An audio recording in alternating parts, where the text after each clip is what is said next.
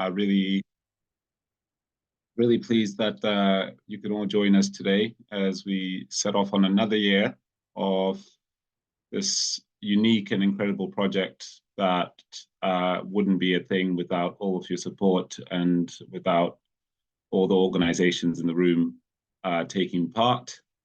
This is just the start of the process, and we're going to be going through today what the race report will look like over the course of 2024 into 2025, as well as reminding all of you of why we do this report.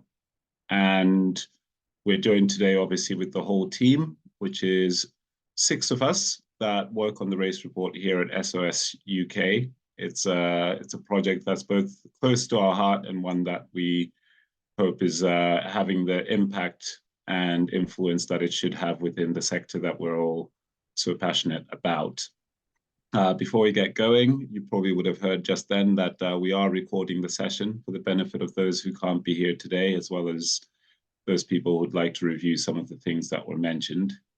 This is the first of a number of webinars over the next few months in which we'll be providing both information and giving you all the space and time to share ideas and ask questions of us as a team and ask questions of each other. With all that said, let's get going. I'll be passing on to different members of our team, and we'll all have some time at the end for some questions and reflections. So thank you once again and welcome, and passing on. Thanks, everyone. My name is Francesca. So I'll just I think it'll be worth us doing a quick introduction of everyone who is part of the race report team. So I'm Francesca. I'm a project coordinator for SOS UK, working in the Climate Justice and Inclusion Directorate. Then we have Rachel. I'll let everyone introduce themselves, actually. Hi, I'm Rachel. I'm the Head of Research and Impact at SOS UK and lead on all the data collection side of the race report, as well as the analysis. And I'll pass to Swetha. Hi everyone, I'm Swetha. I'm the Research Coordinator at SOS UK, and I support on all the data collection and analysis side of things alongside Rachel. I'll pass on to Meg. Hi, I'm Meg. I go by pronouns she, her, and I'm Co-Director of Inclusion and Climate Justice, working closely with Manu. Do I pass to Rajneet now? Rajneet, over to you. Thanks, Meg. Hi, I'm Rajni. I'm a project coordinator for inclusion, climate justice and education at SOS UK. Yeah, I'll pass on back to you, Fran. Thanks. I just thought it'd be worth everyone doing a quick introduction so you can meet everyone that actually works on the team. So within the race report, in today's webinar, we'll be going through what is a race report, what it's about and why it's so important to us, how it works, the summary of 2023 campaign, developments that we'll be doing into 2024 and Q&As, which will come, but you can also ask questions at any point during the webinar, through our comments. But before we get started, it would be good to know who's in the room and what your experience of the race report is. We have a poll, so if you could please fill it in and then you could just let us know.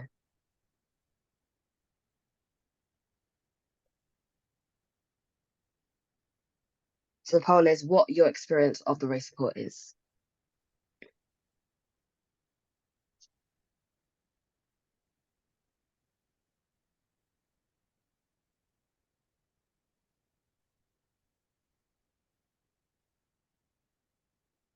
Amazing. We seem to have more people though who have actually never participated before.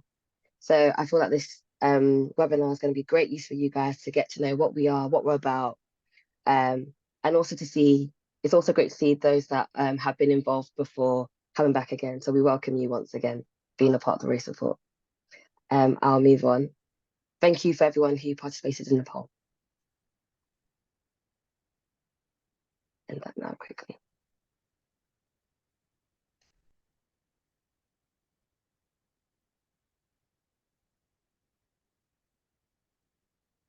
So, the race report.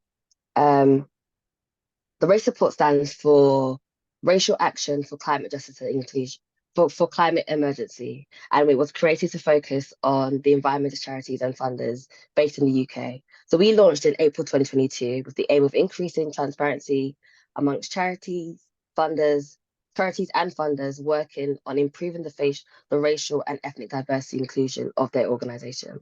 And we believe this will drive positive change in the environmental, conservation, nature, and climate sector.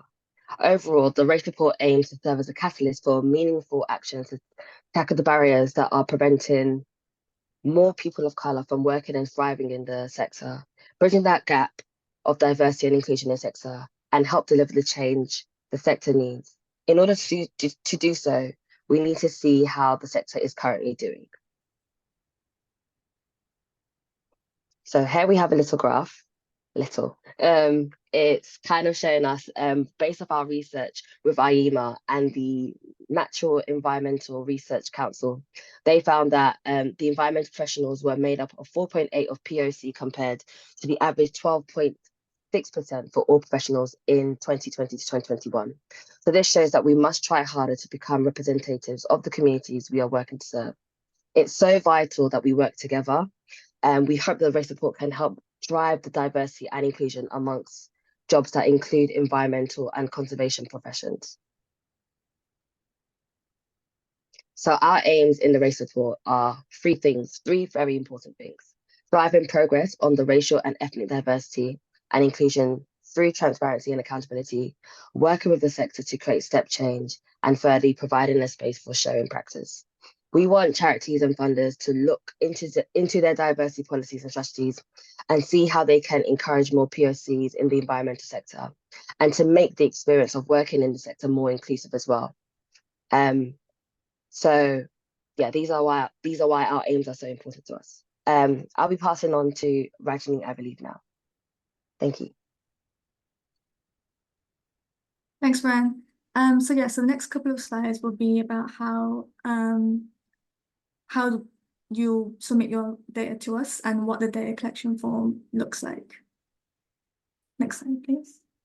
So how is the data collected? So once your organization has signed up, you'll be officially part of the race report and you'll start submitting your data to us.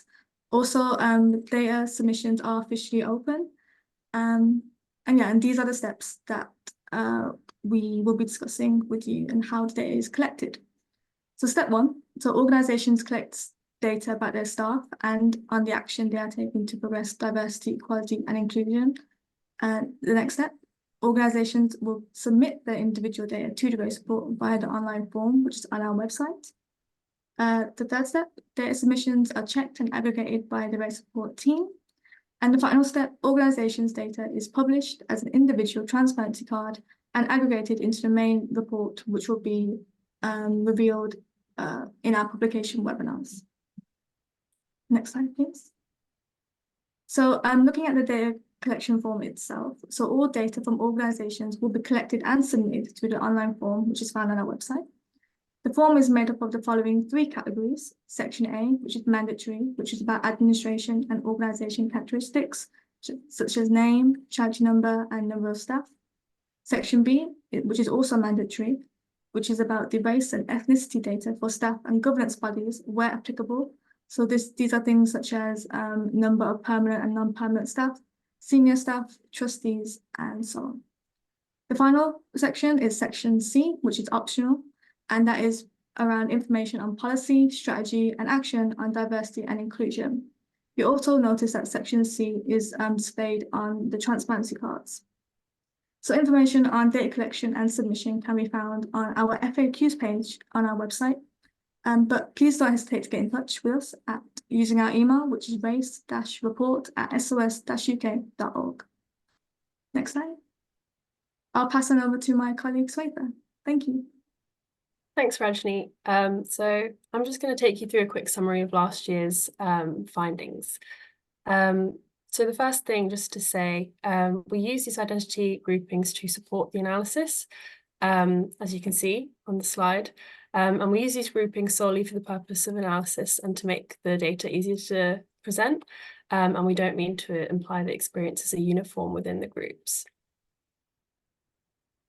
So in 2023, we had 142 charities and funders submit their data at some level to the race report. And it's worth noting that these were mainly charities, and also that not all organisations submit data for every category that we ask for. So from all of these 142 organisations, they represent over 12,900 employees and around 1,100 trustees. So looking at the overall data, in terms of staff members overall, 6% of people of colour or other ethnically minoritized identities identify as people of colour, and this was from 140 organisations that submitted their data. And then 5% of people in senior leadership positions identify in this way, and this was based on data from 124 organisations. And then 9% of trustees identify as people of colour or other ethnically minoritized identities, and this is based on data submitted from 115 different organisations. We also collect data on a number of other employee categories, and those details can be found on our website in last year's report. So when we're tracking progress, we're comparing the race report diversity data in two different ways. So firstly, we've compared the data from organisations that have taken part in both years of the campaign, 2022 and 2023. But it's worth noting that not all organisations have taken part in both years, meaning that the overall data from each year isn't comparing like with like. So when we're looking at just the organisations that have taken part for both years, there is no significant change in the representation of people of colour or other racially or ethnically minoritized backgrounds. And this is generally what we would expect, given the nature of the change we seek and the fact that we're only 2 years into the campaign. And the other way that we track progress is looking at the action. Looking at the action on EDI. However, we do see that most aspects measured by the campaign show small increases in implementation, and in some cases these changes are statistically significant, and this is really encouraging to see 2 years within only 2 years of the campaign. So the other way that we track progress is we've extracted data from the Office for National Statistics annual population survey to find the equivalent figures for people across the UK population who are of working age and in employment. And the results from ONS show that 15% of people who fit this description are of non-white identities, and that's the term that ONS use. And this compares with 6% of people from the overall staff category of the race report who identifies people of colour or from other ethnically minoritized identities. And this just shows there is still some way to go until the sector is reflective of the UK population. So when organisations submit their diversity data, they're also asked to report on the action that they're taking to progress equality, diversity and inclusion. So in 2023, the most commonly implemented actions, considering both full and partial implementation, were a regular review of equality, diversity and inclusion activities to ensure they remain effective and impactful, which 86% said they are doing. Compulsory staff training on race, equality, diversity and inclusion, which 82% said they're doing, and having a race, equity or diversity and inclusion strategy or something similar in place, which the same proportion said they're doing.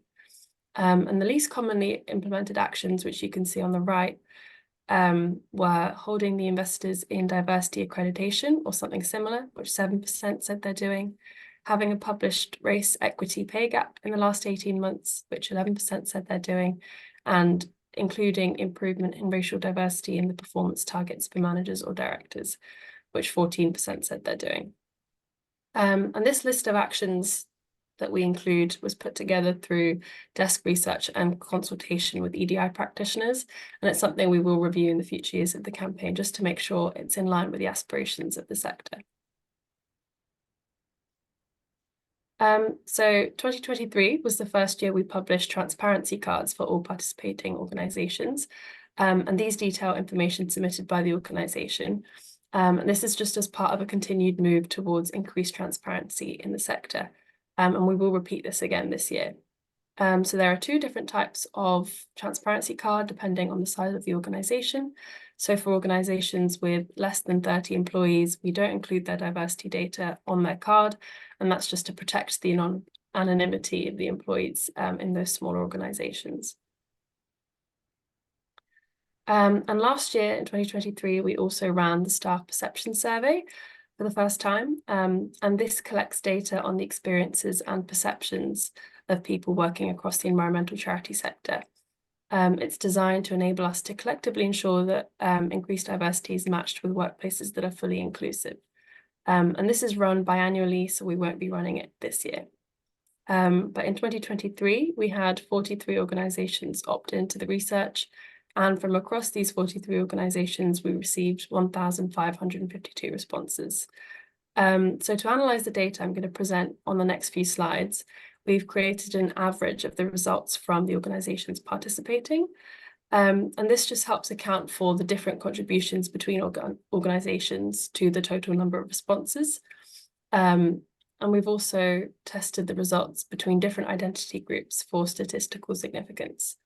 And in the rest of the presentation, we'll only show the results that showed a statistically significant difference.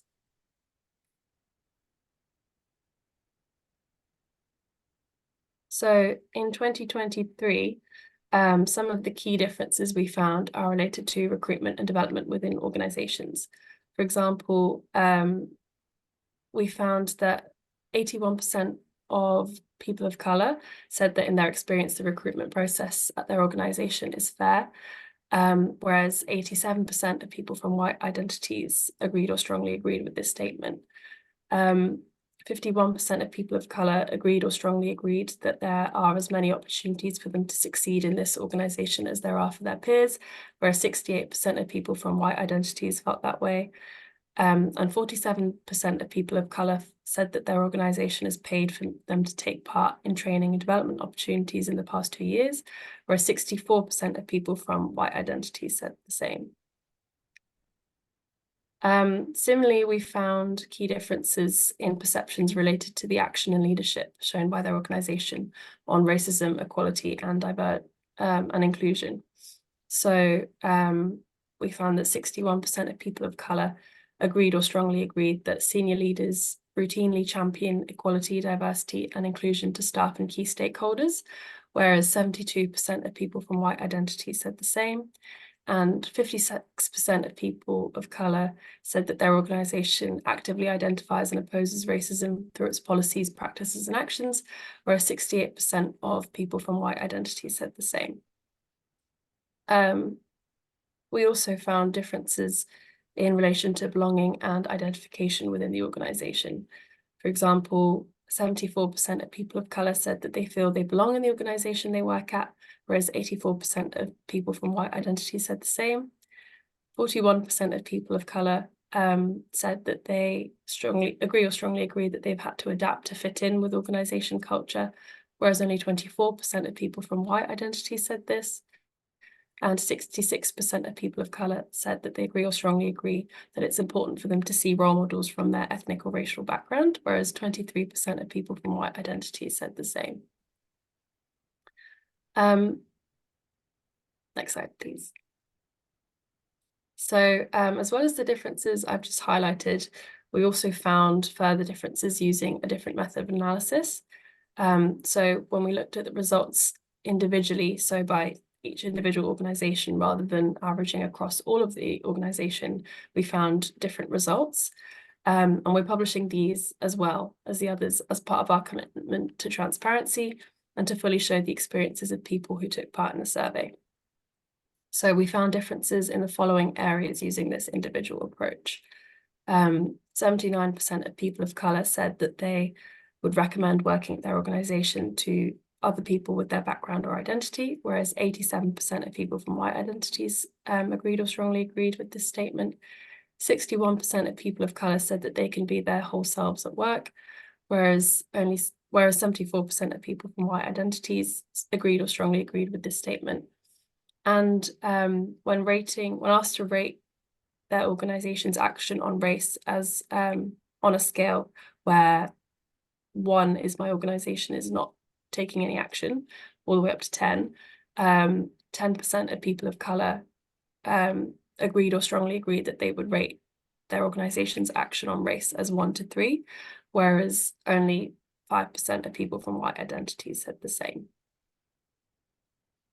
And this method of analysis also revealed differences in the experience of witnessing of racist harassment, bullying, or discrimination amongst different groups within the workplace. So, for example, 14% of people of colour said that they've witnessed or experienced these behaviours from colleagues, whereas 6% of people from white identities said the same. 12% of people of colour said that they've witnessed or experienced these behaviours amongst managers, whereas 4% of people from white identities said the same. And 7% of people of colour said that they've witnessed or experienced these behaviours amongst contractors, whereas 2% of people from white identities said the same. So that's a summary of last year's results. I'll hand over to Rachel, who's going to tell you a little bit more about taking part this year. Great, thanks, Swetha.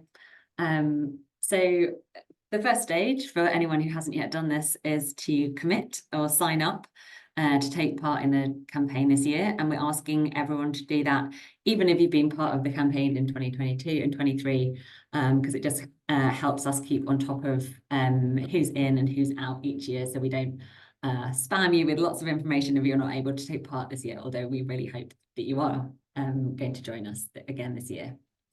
So to do that, please go to our website and hit the commit button at the top of the website, and then you'll be taken to a form where you'll just send us some basic details about your name and your role and your organisation. Once you've done that, we'll get in touch with you with a confirmation email confirming that you're taking part, along with some information on the next stages of collecting and submitting your data. So yeah, just to reiterate again, please make sure you do this each year just to help us keep track of things. So the submissions window is now opened as of today, and the deadline for sending us your data this year is 11th of October. So when you're ready to do that, you can do that at any point up until the 11th of October.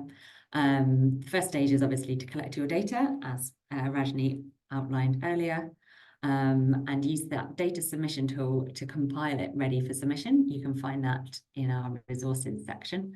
And this is really a spreadsheet that will help you just add everything up, make sure it's all kind of in line with how we are asking for it in the online tool, and just have it all ready to hand for when you're making that submission.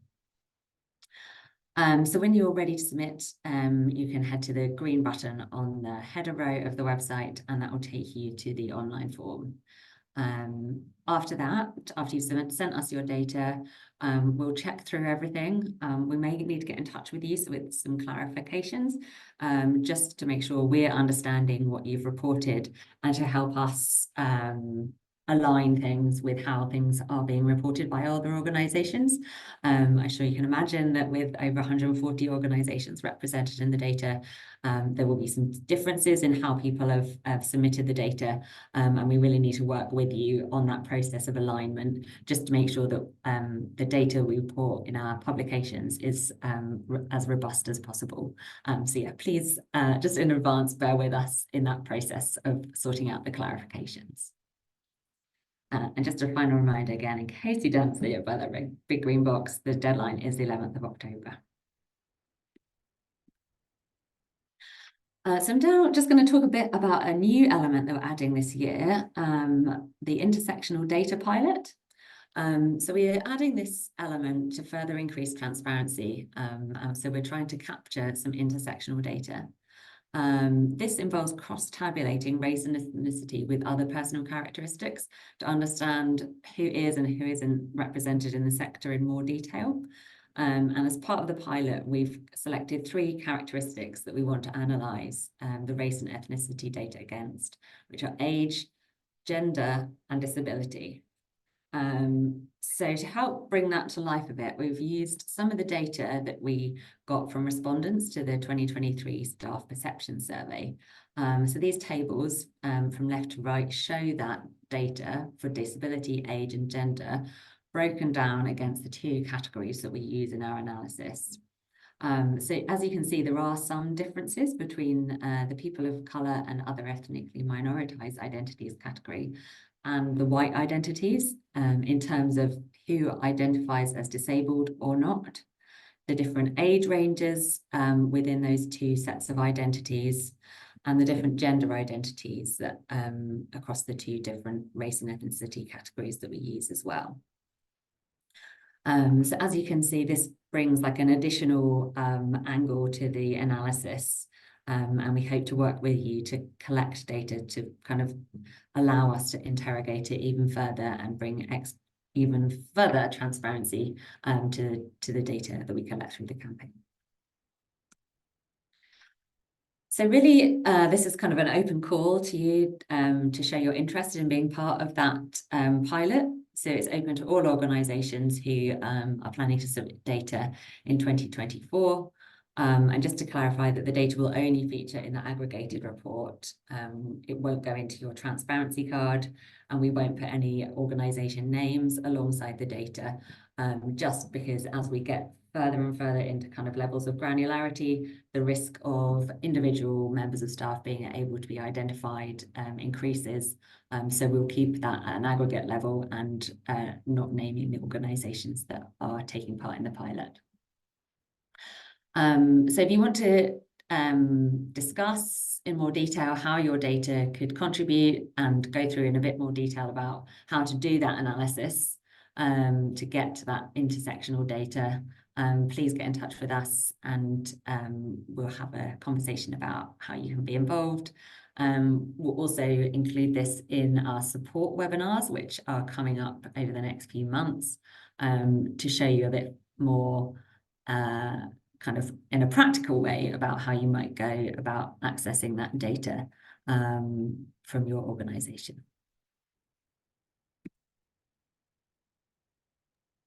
Okay, so the final part of this webinar is our support offering this year. So this year we've kind of expanded our support offering, building on feedback from others, but we're also continuing to provide the kind of core support that we did last year.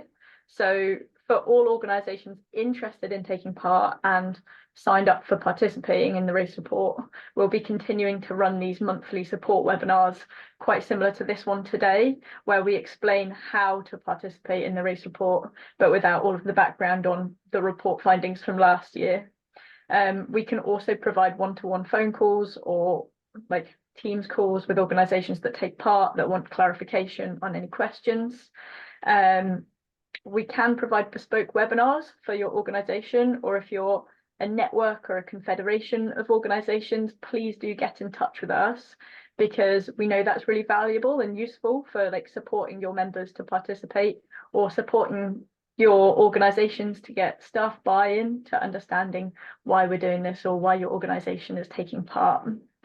We send out a monthly newsletter, and organisations who maybe cannot or are not taking part are welcome to sign up to the newsletter through our website without necessarily signing up to participate in the race report. It shares information not just related to the race report, but other updates and information and news within like exploring and understanding EDI in the environment sector.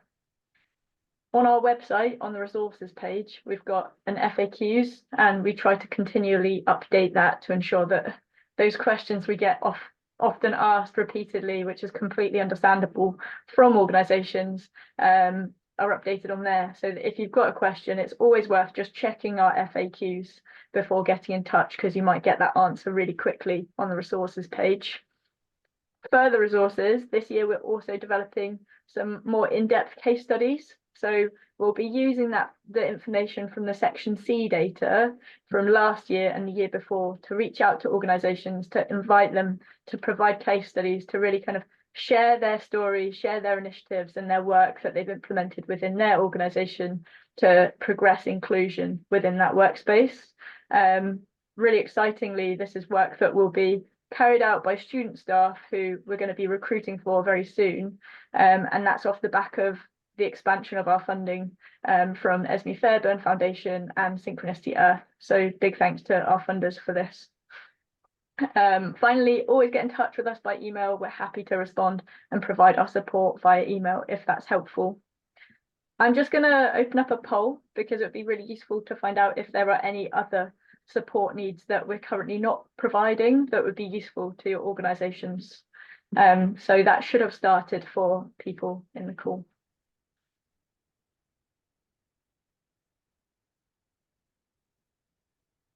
That open and give participants a moment to respond to that. And I'll leave it open. I believe that I'll be able to open another one in a moment, but I'll continue on to the next slide whilst people are responding. Okay, so last but not least on this, in addition to our kind of support in how do you take part in the race report, this is massively related to feedback that we had from organisations during those support calls last year and through other forms of feedback that we've received.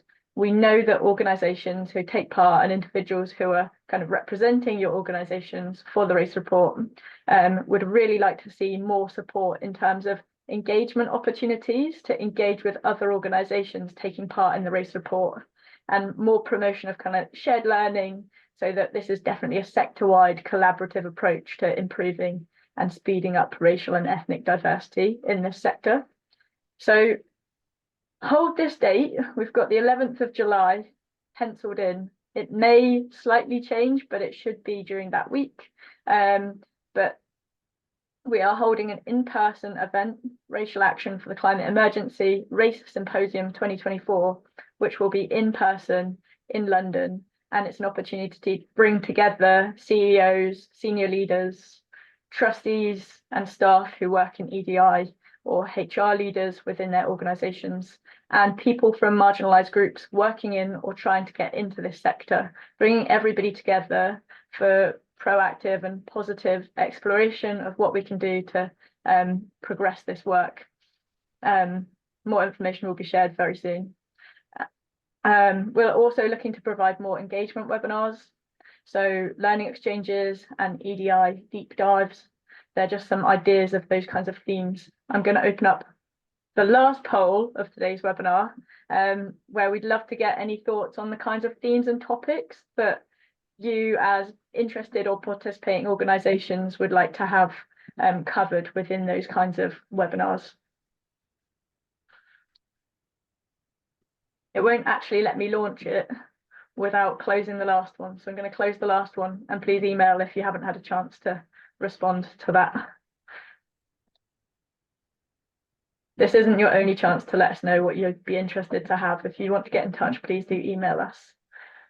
I'm going to pass over to Manu to do the Q&A.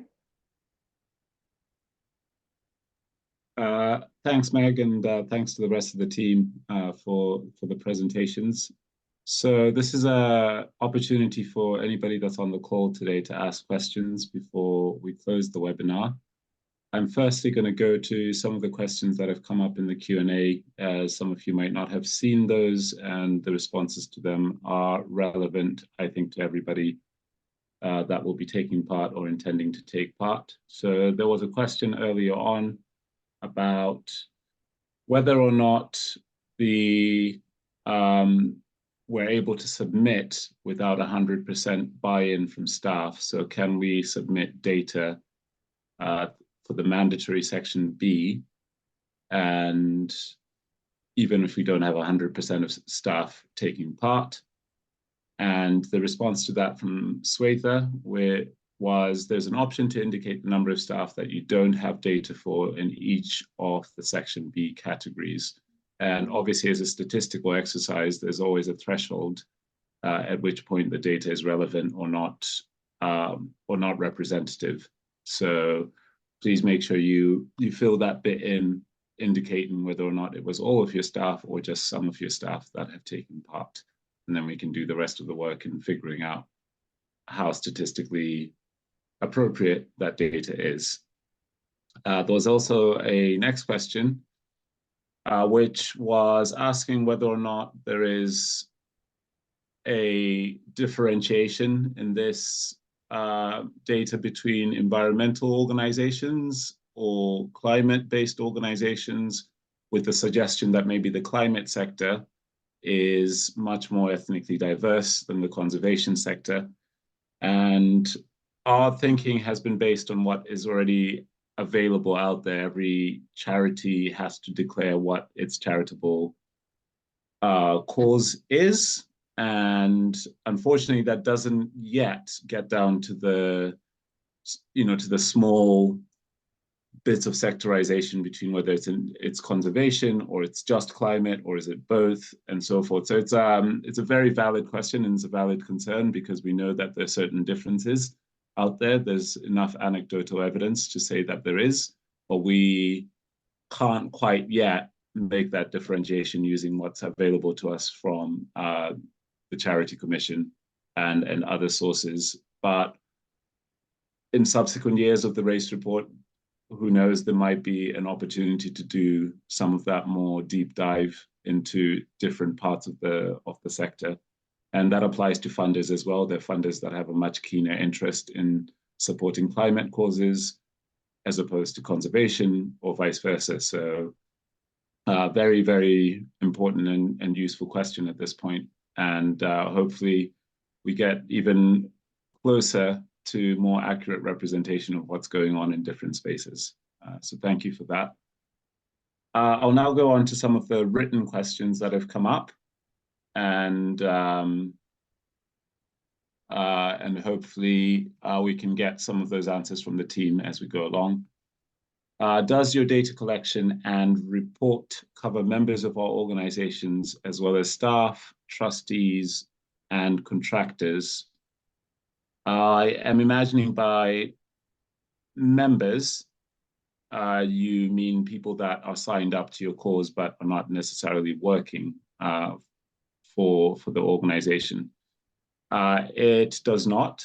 We look at staff. We also do look at trustee teams and senior management and so forth, but we do not look at people that are not currently paid to be working for your organization. And Meg might add a little bit more detail to that. It's a very important question because you do get certain organizations that have much better engagement within their memberships and within their volunteers of people from certain backgrounds, but that might not be immediately reflected in the staff teams. It's obviously easier to recruit members than it is to recruit staff, and the turnover is much bigger, much faster for members than it is for staff. So yeah, it's important to note that. And it's not something that the race report currently does for a number of reasons. And then another question is, do you require staff survey to be sent out to our staff as part of taking part, or can you use existing data? We are not doing the staff survey this year. The staff survey is done every other year. We would always encourage organizations to be looking at the experiences of their staff and whether or not they do have an inclusive environment, and whether or not there are things that could be changing to encourage more people to be coming on board who are currently marginalized or excluded from taking part, as well as how can you improve things internally. There are many ways of doing that. Some organizations, especially the bigger ones, now have quite complex ways of measuring that. We are always open for questions if you'd like to know how we do it here at SOS, or best practice that we've seen elsewhere, or any reflections that we have managed to gather from last year's staff perception survey, which is obviously available on our website for you to read. So yeah, next year, please take part in the staff perception survey. We won't be doing it this year, but doing something internally just for yourselves is highly encouraged. From the rest of the team, is there anything in trying to answer those questions that I've missed out on that you'd like to add for the benefit of everybody on? Go ahead, Meg. Now I'll pass to Rachel. I think that, Rachel, you're going to answer that question. I'm not sure if it was the staff perception survey. Yeah, I was sorry, I was trying to work out where I raised my hand whilst presenting. Couldn't spot it. But yeah, I was just going to say, if the question was more about what method you use to collect the data, submit your diversity data, I've just typed an answer as well, but we don't specify what method you use to collect that. And the organisations that take part use a variety of methods. So if you have an annual staff survey that you already use to collect those kind of diversity demographics, that's absolutely fine to use that. And please submit the latest available data.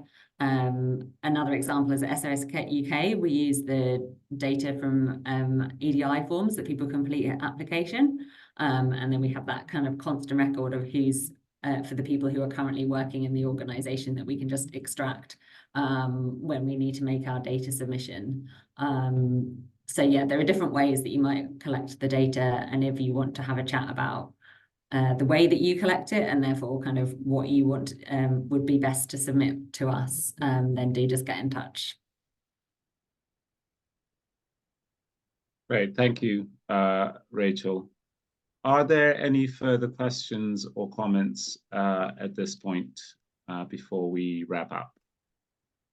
Sorry, I was just also going to pick up on the question from Maurice, which Swathe has answered, and just to clarify that, yeah, we do have an option within the list of all the different racial and ethnic characteristics for people who haven't disclosed their data. That can be either people who ticked a box in the survey that they prefer not to tell you this, or they just haven't answered. So we group those two ways of non-disclosure together in that one option. But yeah, it's really important to include that data, as Manny said, so that 100% of your staff can be represented in the data, but you may have people in that not disclosed section. Thanks, Rachel. And I'll keep you on, Rachel, because there's a question that's a follow-on from that, which says, does the questionnaire have plenty of options for nuances or differences from the normal way of doing things, long answer boxes? We are a shared governance organization with no managers, and we're all on the same rate of pay, so some questions won't apply in the same way. Yeah, so I guess the reality of the answer is no, we don't have lots of options, because as you can imagine, if we were trying to account for the variations between, as taking last year's figures, 140 organizations, we'd probably have a form that took about 2 days to complete. But we do have a box at the end for respondents or people that are submitting their data to add any notes that they want to tell us about their data submission, or that they feel is important for us to know when we're looking and doing those data checks. So yeah, it'd be good to put that kind of information in that box at the end of the form. Also, if you want to talk to us about the data that you have and kind of the arrangements from your organization, and see how that fits against the list of data points, you can look at all of the list of all of the data points that we're asking for on the resources section on our website. So you can have a good look at what we're asking for before you actually come to submit the data. So yeah, if you have any questions about how to match your organization and the data you have up to our data points, then we're more than happy to have a call and do that before you get to the form and get stuck in knowing where to put your data. Thanks, Rachel. And another part of this, which isn't an official part of the race report, is we do always welcome case studies and blog articles from individual organizations that are doing things differently or trying out different things or have experiences they want to share. A big part of this is creating, I guess, an environment in which people can start to share best practice or ask each other questions where they've tried something, it hasn't quite worked, and want others to input into it, or to showcase where you have done stuff and it's really, really worked, and staff are feeling happy and recruitment has changed for whatever reason. So please always get in touch if you've got things you want us to highlight and put on our website or share that are individual to your own organization and how you're working. There are no open questions left in the Q&A. We encourage you again and again, please email us, get in touch if you do have questions, and the team is always at hand to answer those and support you in other ways. Some key dates to finish off. We've obviously opened for submissions today, and which means your organization can take part. And the submissions will close on the 11th of October. Without telling anybody off, it's always better to do this closer to the 16th of April than it is to the 11th of October. It makes our job a lot easier, but it also means we can answer your questions with all the time in the world if you give yourselves enough time. And we know, especially for the smaller organizations out there, that you might not have somebody who is a dedicated HR person, and that can make things a little bit harder. But please, please, please try and do this now rather than panicking about it towards the end. And we will be publishing the results of the report at the start of next year, 3rd of February, around the time of Race Equality Week, as we did this year. It takes us about 2 or 3 months just to analyze the data and then make sense of it and then present it to the rest of the world. So those are the 3 key dates. As Meg mentioned, loads of webinars, loads of support available, and ultimately, we want this to be something that is led not just by us, but by yourselves. So please, if you have suggestions, if you want to come to the symposium in July, get in touch and let's work together. The links that are currently up are for you to sign up, share with your networks, and stay up to date by joining our newsletter, and the email there, which we'll share after the webinar as well, is for you to get in touch with any comments, questions, or anything else you feel is relevant and appropriate. And with that, I'm looking at the rest of the team to see if there's any further thoughts. And I think that brings us to the very, very end of our webinar. We would like to thank you for taking part in this webinar, and we look forward to receiving your submissions as well as working alongside you as you embark on your EDI journey for 2024-2025.